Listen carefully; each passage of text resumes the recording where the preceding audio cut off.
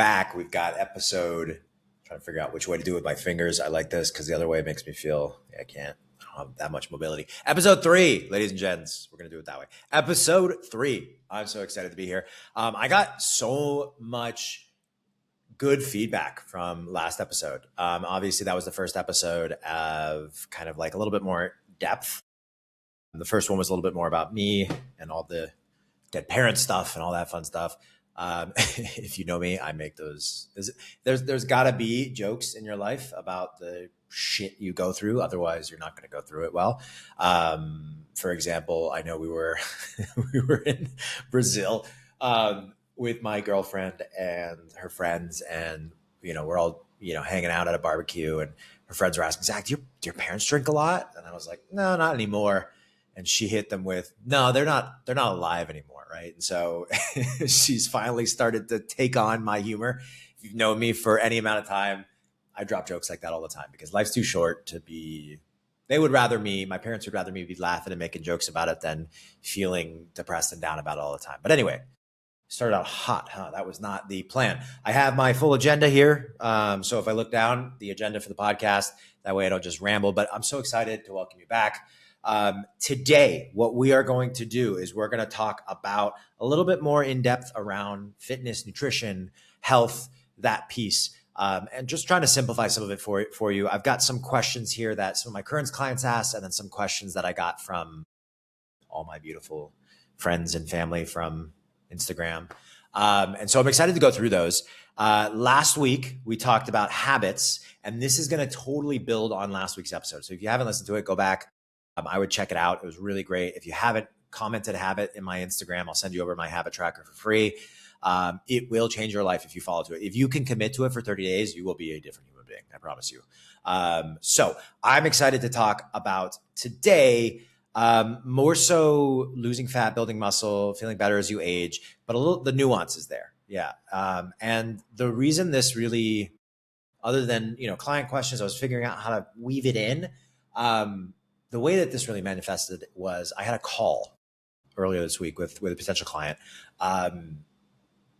And it triggered, I feel like it's a call and a conversation I have a lot. And it bums me out that the amount of knowledge and information is out there is just so exponential. And yet the minute things are what people focus on. Oh, I think maybe I'm cooking with the wrong oil, or, I think, my chest day could be optimized, and that's why I still have another 80 to 100 pounds to lose. And reality is like, yes, those little things can make a difference. But when your goal is not to step on a bodybuilding stage, your precise nutrition timing with glucose activation, all these little things shouldn't matter, right? They're not it's not something that I focus on intently on my day-to-day is when am I going to get my heaviest carbohydrate meal in? How do I space things out so my metabolism keeps running throughout the day? These are not things that I think about because they are not things for me and for my goals that are sustainable. If I was going to go step back on stage, you bet your butt I would be a lot more intensive. It's less about if it fits into your macros. It's less about calculating macros, and it's more following a strict diet that's going to get you from point A to point B, at least while you're in that last 60 to 90 days, right? And so it's funny, I was actually talking to someone this week about my last prep, and we were talking about just exactly that. They were saying did you follow your meal plan, or were you kind of all over the place and following macros?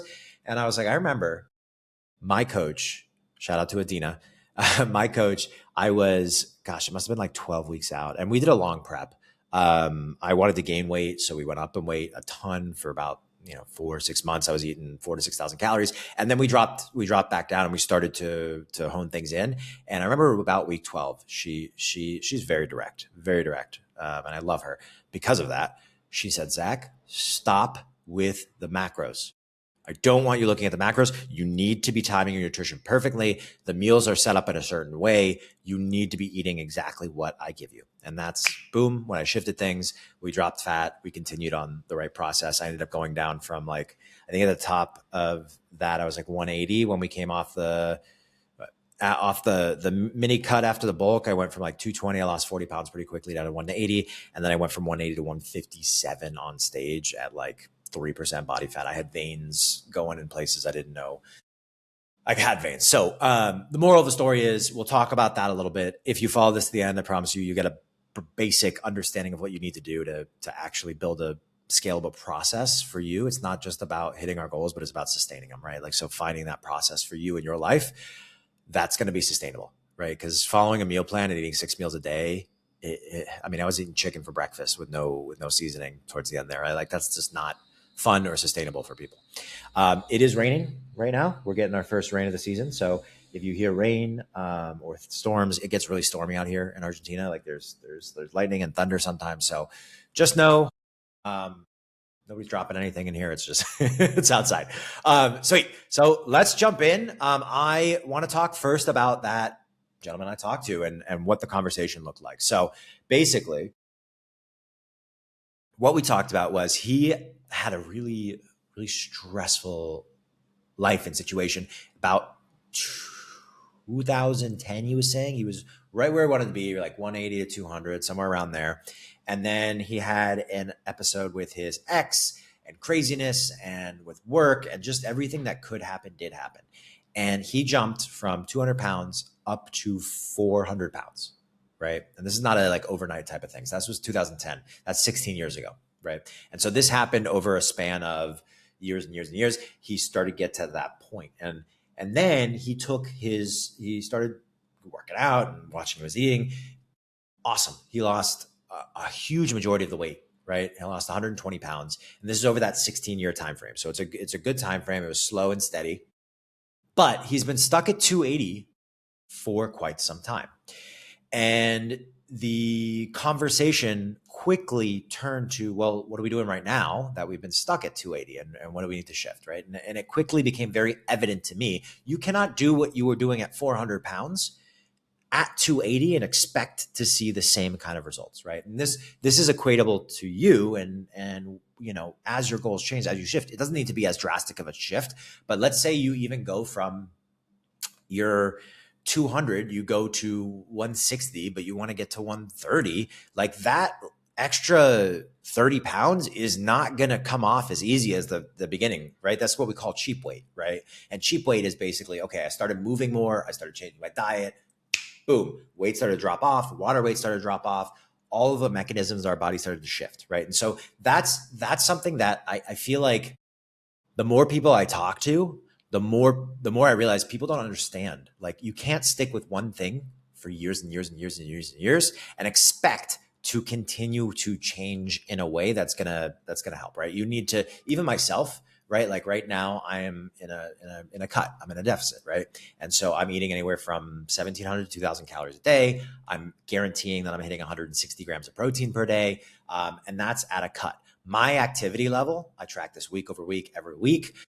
My activity level, I probably burn around 2,700 calories a day, give or take, with steps, with activity, with all that kind of fun stuff, right? And so this is where you start to see a shift, right? Because if I were to stay at 2,000 calories, there's going to be a point where my body gets used to that calories, used to those protein, and we call that metabolic adaptation, where your body starts to get used to where you're eating, and it's not going to move anymore, right? It's not going to move, and this is why you see people who maybe had some results eating 1,200 calories a day and felt like they were seeing progress. All of a sudden, they're stopped for a year, 2 years, 3 years before they start saying, I wonder what isn't working. I bet it's my hormones. I bet my I bet this. No, you're just not giving your body what it needs to make a change. You got to do a diet break, go back up, reverse diet, and then come back down. You got to give your body that space. I work with a lot of people in aviation, a lot of flight attendants, a lot of people who travel, and it's just like a plane. If you try to take off straight up, it's not going to happen.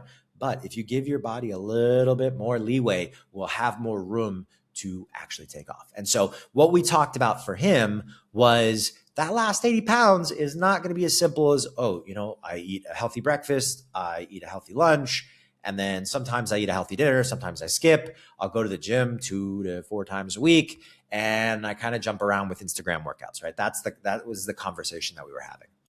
And it takes a new level to unlock a new level, right? So For him, for example, I I was like, dude, this is so obvious as to what's going on. You don't understand your nutrition. You've never understood what's in your food. You just understand, okay, healthy, right? Which is such a buzzword anyway. Like healthy eating is very frustrating to me because healthy eating 50 years ago, what we consider healthy eating now, 50 years ago was just normal eating, right? So what you're telling me is you are avoiding heavily processed foods, which you should be doing if you want to be healthy in general. That is not necessarily a weight loss track, right? That is sure, cutting out some sugars and starting to cut out these foods will help with weight loss. But you're what you're really enacting is self-control. So instead of a healthy eating, you have self-control and you're understanding I can't eat shit every day. Like I need to cut that out, right? You notice you start to feel better and then you start to probably have some drops in weights and more energy and your hormones will start to come back online. You'll start to feel a little bit more like yourself. 80, 50, 30, 70, whatever the amount of pounds you want to lose, it's not going to come off by eating healthy or eating intuitively, right? It's just not, it doesn't work that way. If you get in your car and you drive, what are the odds you're going to end up at the beach? Very, very slim. If you put the beach into your GPS and you know which streets to take, you are going to get to the beach, right? It's like it's having a map and a process versus throwing shit at a wall, right? And so many people throw shit at a wall. So I like to poke and prod. I like to ask questions. I like to understand where people are at. Because if I just try to, if anybody just tries to tell you, no, you got to do it this way, like, okay, if your ego's low enough, you can listen and take some of that in. But there's always going to be that little barrier of like, he's just telling me what to do. I don't think so. I don't think he's right. I don't think there's something off here, right? So typically my question is to dig, right? Like my goal is to dig, right? I get, oh, why? Why do you think that is? Why do you think that is? And they talk about seven layers of why, right? I don't push that much because that's a lot of the same question. But you want to dig. And so I probably dig 3 or 4 or 5 layers deep. And the conversation quickly turned to, well, I've been doing the same workout routine for the last 10 years, right? So that's one, that could be it. My cortisol's super high. I can feel it. Like I can feel my cortisol and my stress is super high. I feel like I have low testosterone. I don't know what to do there. My metabolism, I mean, I'm in my 40s. My metabolism has slowed down quite a bit. So I don't think I can lose weight with my metabolism being this slow. I need to do something to react. There is so much noise online and there's so much bullshit, right? There is so much bullshit. And all four of those could have merit, but probably not, right? You can do the same routine for 10 years. It would suck, but you can do the same routine for 10 years if you are progressively overloading, if you are changing up your weights, if you are challenging the muscles correctly. You could potentially do the same routine for 10 years and still see results, right? The cortisol, sure, you could be stressed. Doesn't necessarily mean your cortisol's out of whack. Doesn't even mean that your adaptation to stress is what's holding on to fat. If your cortisol numbers are normal, you can be stressed, but your body doesn't activate. I've had people who are freaking in hell and their cortisol is normal. And that's because their body has adjusted to that level of stress. Cortisol is not bad. High cortisol is bad. Low cortisol is bad. But cortisol in general is a normal bodily function that is attached to how your body handles stress. Your metabolism as you age slows down. No, it doesn't. It slows down a bit, but it's not enough to make an 80-pound difference, right? Like that's not it. You're not so broken that you can't lose weight, right? That is just not it. And I'm forgetting the last one, so I'm gonna look at my notes here. But anyway, it doesn't matter. All of the things that he mentioned to me it's not his fault, right? It's not your fault. It's the lack of validity. And there's people like the V-Shred guy out there. There's people like what's his name? Wow, I just had a little bit of a brain fart. I'm going to take a sip of water and then I'm going to remember his name. Look at that, on cue. Liver King, right? Liver King told people that if you eat liver meat and you live ancestral, you can be a 260-pound monster at 5% body fat. That man is taking more drugs than any human out there. Like, that man is on so much gear, right? And so there's all these claims and all of these all the noise out there that doesn't necessarily, like, they're looking for clickbait. They're looking for cheap wins. With that being said, it is very important to understand what's going on inside your body. Every single client that comes into our program, I insist on deep blood work. Not blood work like I go get my yearly physical. No. We want to see what's going on hormonally, what's going on metabolically, what's going on with not just your thyroid, not just your TSH, but your T3, T4. We want to look a little bit deeper. We also want to look at metabolics. It's important to see liver, glucose, A1C, all the different things in a comprehensive metabolic panel. And then we also want to look at cortisol, because cortisol will affect, if it's too high or too low, it will affect the type of workouts you should be doing, the type of supplementation that we can help to adjust that number easily. Our hormones, if your cortisol is super high, it can suppress hormone production. If your cortisol is super low, it can also suppress hormone function, right?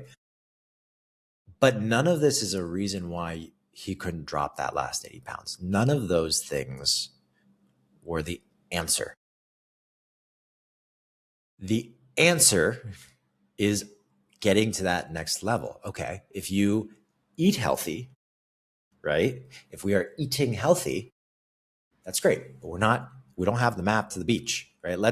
If you want to get down to 200 pounds, what is our basal metabolic rate? What is the amount of calories we burn every single day?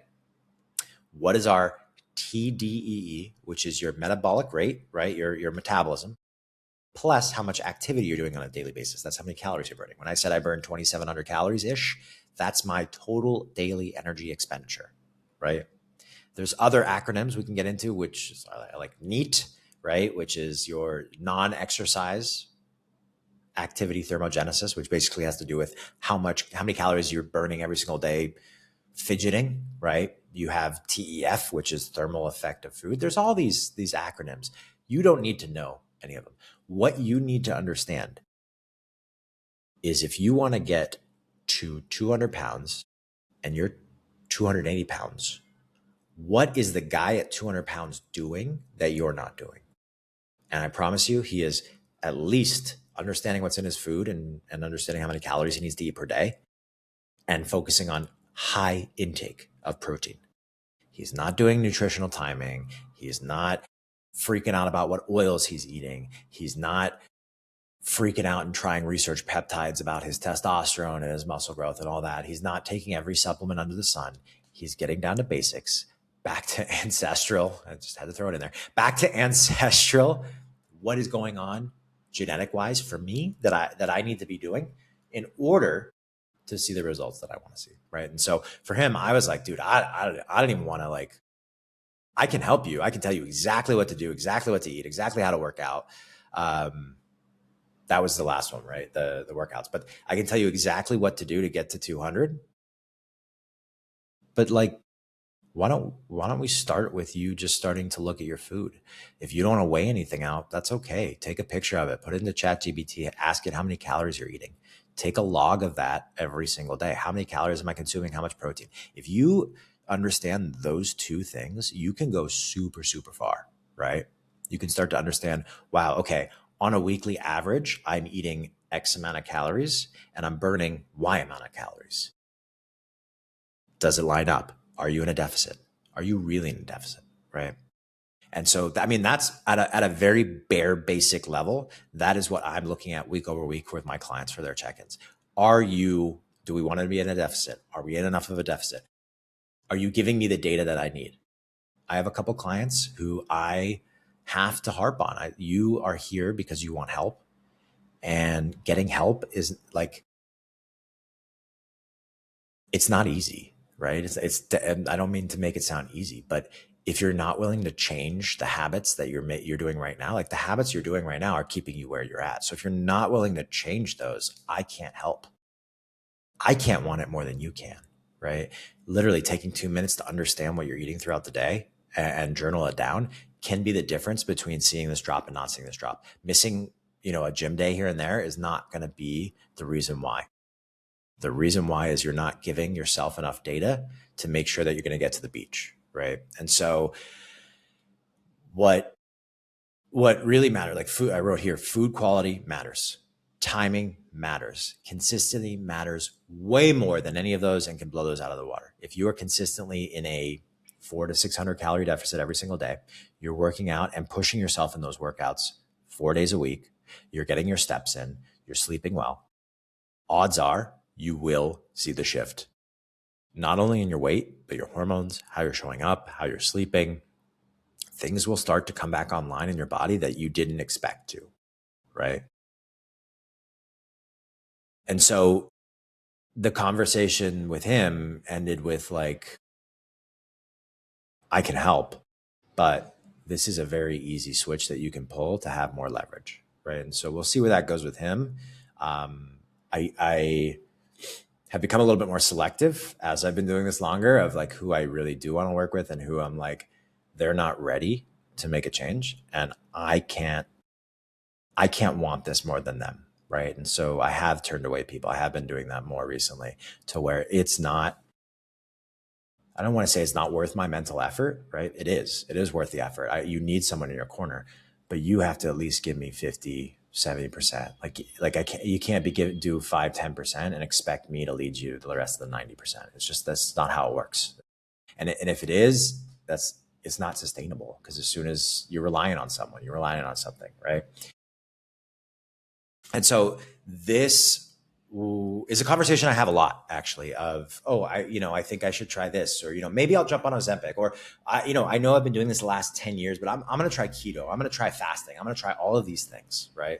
And it's a scapegoat to learning your body better. Yes. Some of those techniques work well. I like, don't get me wrong, I like fasting.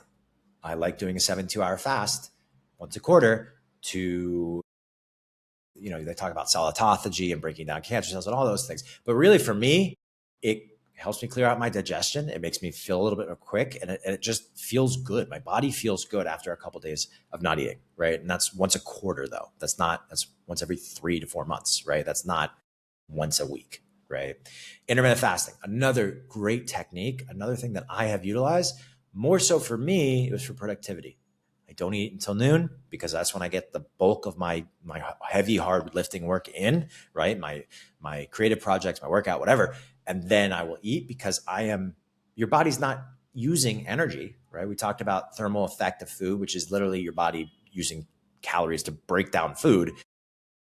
I'm not using that if I'm not eating, right? And so all of my calories can go to my brain. I can utilize whatever lives left of my brain, whatever I didn't kill in college. No, but really, like, that helps me with staying on task in the morning, right? And so you have to figure out not only what's sustainable for you, but what's going to aid your lifestyle and getting to the beach. My beach, I freaking love the beach. You can ask anyone. My beach changes. Maybe I want to be super lean. So like what I'm doing now, I am 4 weeks into a cut. I'm down about 10 pounds. I feel great. I feel a little bit hungry, but I feel great. I know what the next 8 weeks are going to look like for me in the 16-week cut. And then I'm giving myself a break, going back up to my TDEE. I'll probably maybe even do a little bit of fast to reset. And then I have a new phase, right? And so it's understanding what phases need to happen, because it's not always going to be pushing harder or doing what you're doing at a higher scale. Right. I love that when I talk to people like, well, I cut down to 2 meals and that made a dent, but now I haven't moved. So maybe I cut down to 1. What happens when that stops working? You're just going to stop eating altogether. Right. And then what happens when we look at your blood work and we see you are malnourished and you have no energy because you're not eating, and you're not eating because you want to stay lean, and you've built this box around yourself. Right. And it's not healthy. Right. All of that to be said, breaking it down as simply as possible for people, I live in, we talked about this. I live in a country where I can't just deliver food to my door. I can't, I don't know where to buy a food scale. There's no Amazon here, right? Like there's certain luxuries that I don't have. I went back to California for a wedding. They freaking have sparkling water with 30 grams of protein in it. You have zero reason not to at least hit 100 grams of protein per day. If you are intentional, you should be able to hit that so easy. One fist of protein with every meal, one protein shake, one protein bar a day. You're there. You're there. If you're eating 3 meals with 20 to 30 grams of protein, that's already pretty much there. You have one shake with that, you're at like 120 grams of protein per day. That easy. Don't make it hard, because the harder you make it, the harder it's going to be, right? And I get it. I travel a lot. It's harder to make those decisions in different environments. But if you're intentional, if you think ahead, if you're like, I know I'm going to be here, here, and here.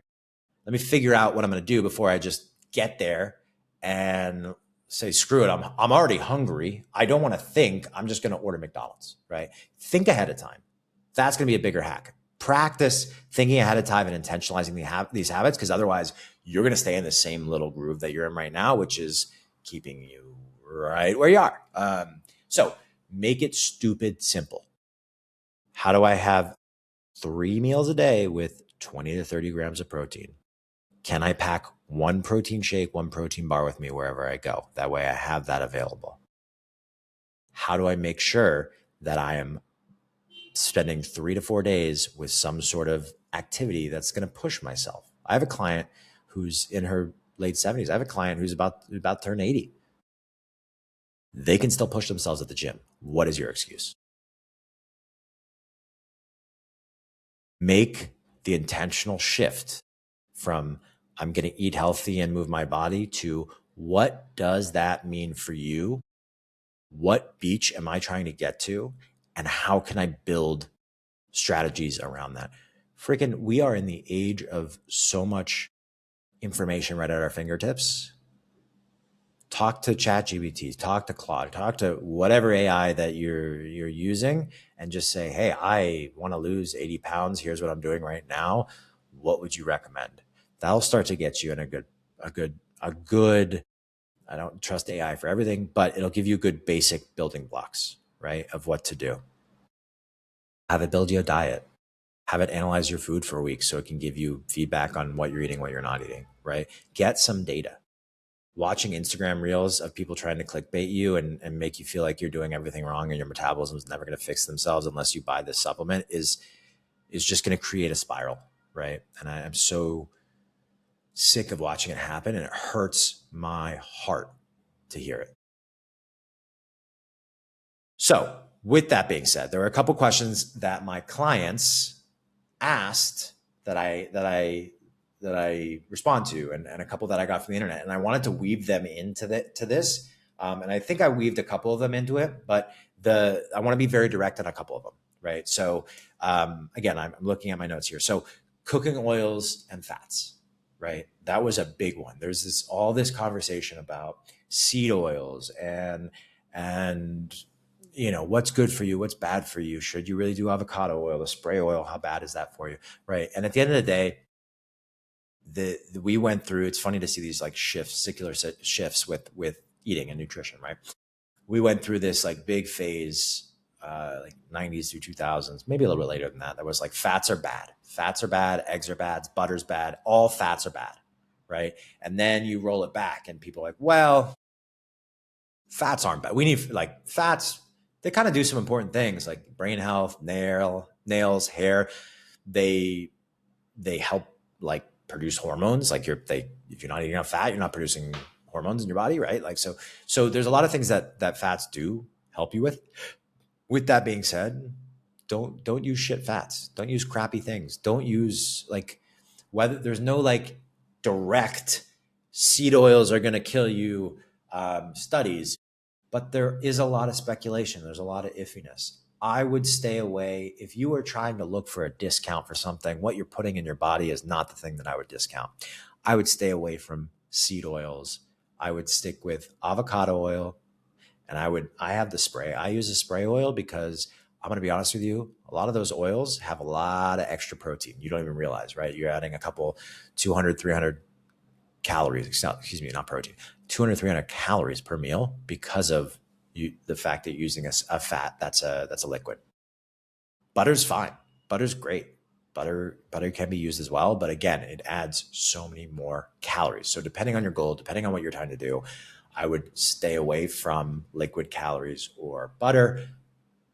But moderation, like the spray with it's really not enough to make a huge difference calorie wise, and it's not gonna, compared to everything else you're putting in your body, it's not going to create some crazy cancer that you're going to die from. It's not how it's happening, right? And so I would say avocado oil, olive oil, or butter are the three the three to stick with. And then spray oils are a great tool for fat loss and portion control. I would look at your daily calories over type of oil anyway, right? And so for me, it's just easier to have the spray, right? So again, this is where we start to get bogged down with the little tiny details that aren't going to make much of a dent as looking at the big things, right? Like the type of butter we're using is not going to change the drastic amount of your results as looking at how many calories you're ingesting. The next question, which we kind of talked about a little bit, was like the food timing, right? And so this is a big one that a lot of people ask me, like, oh, what, I heard you need to eat every 2 to 3 hours to keep your metabolism stable and running, and that's the best way for fat loss. Not really. There's no definitive like, hey, that's the best way for fat loss. That is one way, and it will help to spread out protein absorption. It will help with a lot of things, but that's going to that's like 6 meals a day. That's a lot of food, a lot of cooking, a lot of prep, a lot of making sure you have everything available. It's just not optimal for most people, right? And so the reality is, again, daily intake matters more than timing. One thing that I do like to emphasize, there's only so much protein that you can absorb at once, right? So it's not like you can eat all your protein in one sitting. It's not as simple as like, okay, I can only eat 50 grams of protein through chicken in one sitting. Your body still has to absorb it, break it down, and digest it. So, it's going to be variable, right, on how much you can actually sit and absorb at one time. But I would say, anything above 40 to 50 grams, you're not going to, like, you're going to poop it out. That's what's going to happen in one sitting, right? And so protein throughout the day. And then it's very important to have protein post-workout. And I'm not talking about your metabolic window with 45 minutes after your workout. That is a myth that was created by the supplement companies to get you to buy post-workout shakes, right? You do not necessarily need protein within 45 minutes of your workout, but you should have some protein after to help with recovery, to help with muscle building, to help with rebuilding the muscle that you should be breaking down during your workout. Intake across the day, staying consistent throughout the day, throughout the week, throughout the month, making sure, I always look at averages for people, right? Because it's very tough to, make sure every single day is perfect. I get it. But if you're eating on average anywhere from 130 to 160 grams of protein per day, you're doing better than most people, right? And so making sure that you're intentionalizing protein, and yes, it's hard, but guess what? It's easy once you get used to it, right? Because your body starts to crave it. You start to realize what it does for you. You start to see the benefits. You're like, oh, shoot, okay, I'm going to stay consistent with it, right? And so those are going to be the most important with protein. With carbohydrates, timing can actually change a lot of things. And I say that more so around the timing of your workout, right? So making sure that you eat carbohydrates before and after. Carbohydrates help to spike your insulin and create glycogen. Glycogen is used for immediate energy, has to do with your ATP, which is your immediate energy in workouts, right? Let's go back to chemistry class or biology class. This is what you need for energy is carbohydrates. So I tend to tell people, let's stack it earlier in the day, right? And then pre-workout is going to be important. For a lot of people, post-workout is also going to be important to help to deliver protein. It's actually can be a delivery source for protein into your muscle cells, right? So a little bit post-workout is good. But throughout the day, again, averages are going to beat everything else. Timing should be one tool, but it is not the foundation. Again, the foundation, if you can focus on calories and protein on a weekly average, you will see more results than if you're trying to time everything perfectly. Last but not least, we kind of talked about this a little bit. I got a very, very specific question about nitric oxide production after 40, which has to do with nitric oxide has to do with vasodilation. So it's how big your veins can get, or not how big your veins can get, how your veins expand while delivering nutrients, right? And so it has to do with vein size and the amount of blood flow running through your veins, right? And so as we get older, this is something that will shift. You produce less hormones, your nitric oxide level drops, your cortisol rhythm starts to get disrupted, your recovery starts to drop a little bit. For women too, you get a little extra, right? You get the estrogen decline, and then you get more fat storage and less recovery. So this is multiple systems at once becoming a little less efficient in your body. And so the biggest ways to optimize that are literally getting into a healthier routine, lifting more, walking more, eating enough protein, being consistent with your calories. Vasodilation is awesome. It's phenomenal. It's that pump you feel when you're working out. You can add in some citrulline to pre-workout, which is you get from watermelon. It's like one of the active ingredients in watermelon, and that will actually help to activate vasodilation and help to improve that. But if you drop weight, if you're eating well, if you're working out consistently, you're having that process of your veins and arteries opening up and allowing for more blood flow, and your body starts to get used to it, right? And so the best thing you can do is get into a good routine. It will help to, as these mechanisms start to decline, it'll help to make sure that they're at healthy levels for your age, right? At the end of the day, stop. It's all about stopping guessing and having the data of what feels good. If you know taking citrulline pre-workout makes your workout better, then you have that data to utilize for the next one. I would be careful before legs. I freaking hate a leg pump. I don't take my citrulline before legs because I have such, like, my legs are one of my easier to grow areas, and the blood flow, it feels like you're walking with weights on. So food for thought there. Yeah, I think if I can still instill anything on you from this, it really is to stop overcomplicating it. Know exactly what your route to the beach is, and make sure that you're doing that on a daily basis. Make sure you are intentionalizing these things. It's hard. It's tough. It's a little extra work, but you know what? You can do the easy thing first, which is to not learn any of this, not learn about your body, not understand your blood work. And then it gets hard because you get sick and you have to.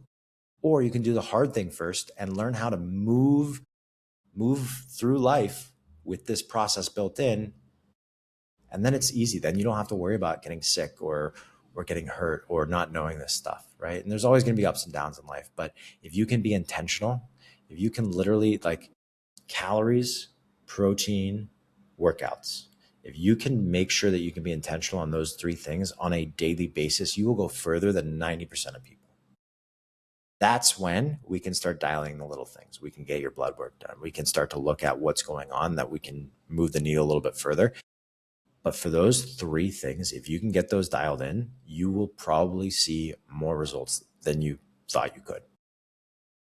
So, as always, thanks for listening to me rant for almost 40 minutes now. I hope this was helpful. If it was helpful, go ahead, please leave a review. I'm just getting these up and rolling, so I'd appreciate any reviews, any feedback on what I can do, any questions what I can do better. And if you want to chat with myself or my team about instilling some of these systems into your life, we work with Quest Lab. We have a really cool prescribing doctor. We are here to help. Go ahead and send me a DM. We'll reach out. We'll ask you a couple questions to make sure we can help. And then you'll jump on a call you'll end up talking with me 100% of the time to make sure, at some point, to make sure that we can actually help. And just know, if you're on your path, if you're on your way there, if you're figuring this out, keep going. Keep going. I am in your corner and I'm proud of you. All right, y'all. Talk to you soon.